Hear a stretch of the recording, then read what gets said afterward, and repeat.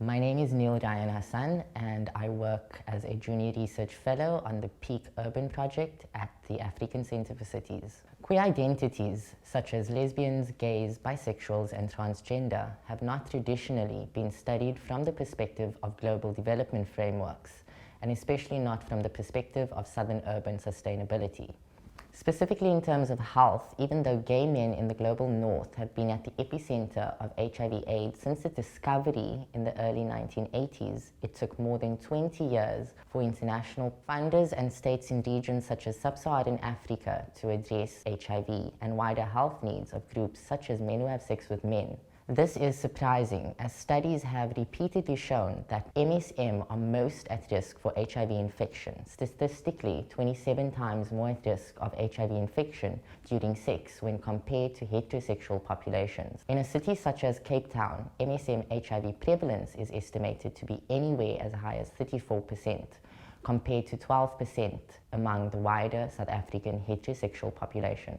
Although not considered as a queer identity per se, MSM as a concept emphasized the behavioral risk associated with HIV infection, such as unprotected anal sex. In addition, MSM conceptually includes all men who have sex with other men, whether or not they are self-identified as gay, bisexual, transgender, or heterosexual.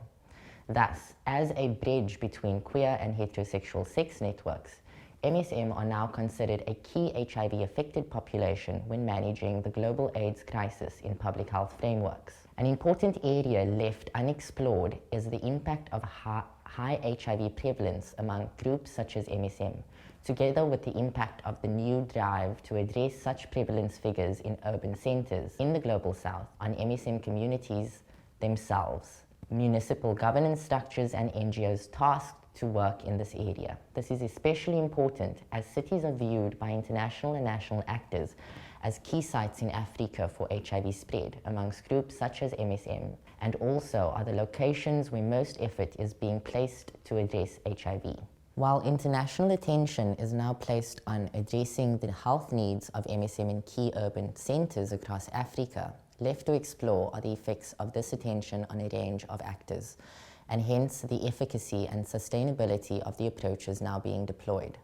Cape Town, South Africa has been chosen as the site for this research project due to its similarity to other sites in the region and because of its unique place on the continent in terms of LGBTI visibility.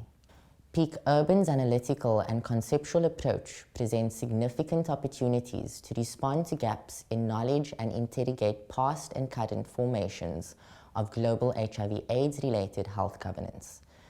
The sexuality and health study has been designed to respond to the following questions, keeping in mind the PEAK framing. With regard to the P, we ask, how do LGBT and MSM community groups, NGOs, and city governance structures together predict, conceptualize, and support different sexual health needs? In terms of the E, how have shifts in policy and international funding priorities helped generate new types of HIV interventions in different urban environments across the city and help generate new and emergent MSM community group structures? In terms of A, how has Cape Town evolved to exist as a site of knowledge and best practice exchange on MSM HIV needs, drawing on and adopting policies and approaches from elsewhere, and in turn seeing its work replicated in other cities? And finally, K, how does the deployment of categories such as MSM itself, largely today to accommodate monitoring and evaluation and data needs of funders and policy officials, highlight or elide the complexity of sexualities to funders, NGOs, and municipal authorities? Focusing on the city, this study explores power relations and different forms of agency by diverse actors directed upward to national, state, and international actors, downward to civil society and non-state actors, and outward to local MSM community groups and other community-based stakeholders. In phase 1, which is completed, we collected in-depth, semi-structured qualitative data through interviews with MSM community group members. We are currently in phase 2 of our data collection process. interviews with NGO staff who deliver health-related services to LGBT and MSM are being conducted. In the final phase, we aim to conduct interviews with local, provincial, and national government, as well as international donor agencies. All interviews will be audio recorded, transcribed verbatim, verified, anonymized, and thematically analyzed for themes. We have anticipated, prepared for, and experienced a few challenges given the nature of our work, its constituents, and the spaces and place in which the research is located in. Sexuality and sexual behaviors are topics that are sensitive in nature, and subjects, especially MSM community subjects in the first phase of the research, have at times been reticent to be interviewed.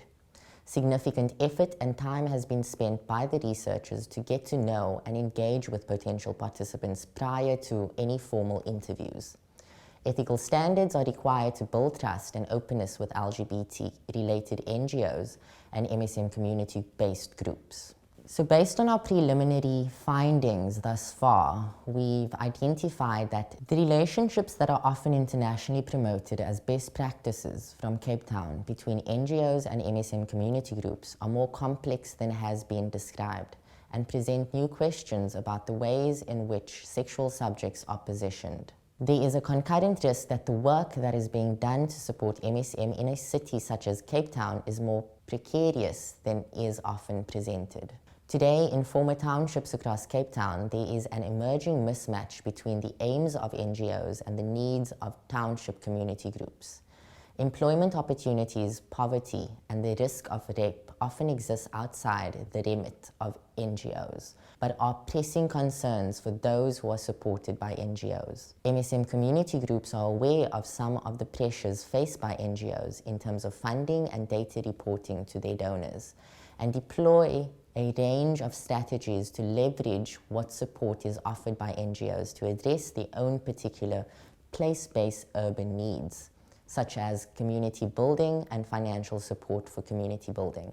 The sheer number of NGOs now working on MSM healthcare needs in Cape Town also means that MSM community groups have significant opportunities to selectively engage with different NGOs, but conversely, also can struggle to have an understanding of why there exists differentiation in services provided by different NGOs, resulting in a sense of confusion and frustration among MSM.